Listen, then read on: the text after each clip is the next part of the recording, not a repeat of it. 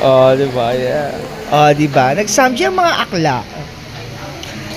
Well, raining season.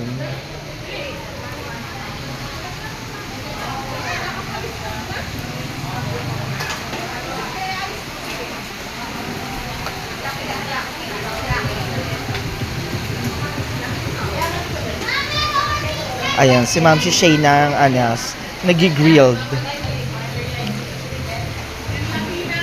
Lagyan natin ng pepper. Para maging ano siya, salt and pepper. Nilagyan mo na ba ng salt? Hindi pa. Kung maglagay ng salt.